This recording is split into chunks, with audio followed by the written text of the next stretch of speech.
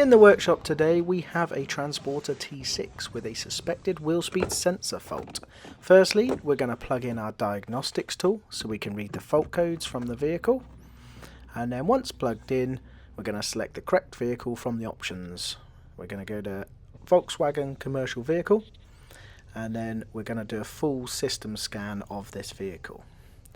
This has recently had a flat battery, so it's going to show up some random low voltage codes in the engine control module.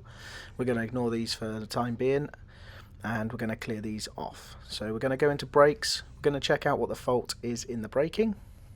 We'll click on trouble codes, and that is showing up right front ABS wheel speed sensor open circuit short to ground.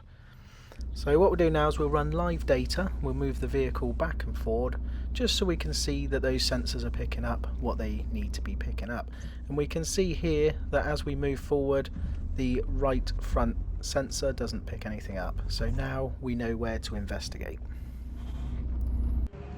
On the front right ABS or wheel speed sensor, it's quite simple to get to. We just need to remove the electrical connector from the sensor itself. Now we just pull the tab and pop this off to remove it. And then what we want to do is we want to be just spraying a bit of WD-40 or releasing agent onto that. We use Rostex, and we just want to remove that, just spray that onto that just to help that ease that bolt out of the hub.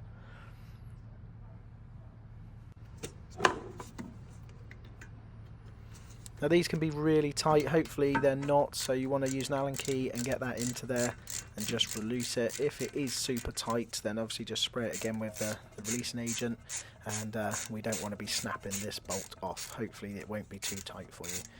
On the sensor itself, that needs a little bit more releasing agent into that, and then you want to carefully work that outwards, not trying to twist it or pull it.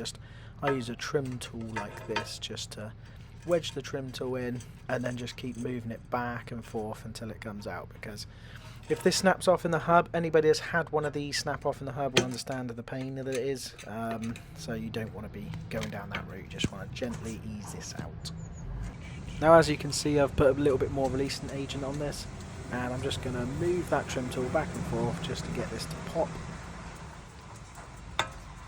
And then there it goes. Once it's gone, then you can just pull it out by hand. They generally get really gumped up and covered in rust.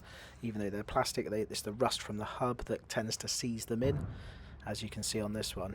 And then we can clean all that up and put the new one back in.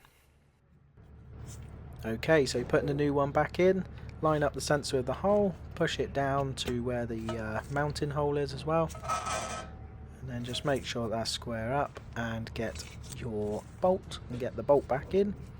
Again, just do this one up, make sure it goes in nice and easy. Do not over tighten it, because otherwise when you come to change them again, it's going to be a nightmare.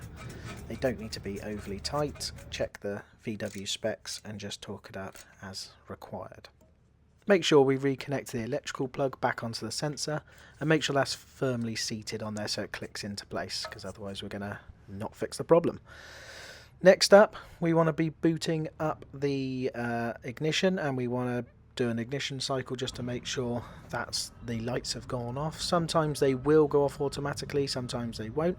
Normally still holds an engine management light, so you do need to go in and erase the trouble codes. It's worth doing it anyway, just so they're all clear, and that way if the vehicle develops any further faults at a later stage, those ones aren't showing from a historic fault. If you've encountered this fault code with your Volkswagen, I really hope that it's just as simple as a sensor swap, and you get it changed with no problems. That's it for us today, so thanks for joining us. See you later.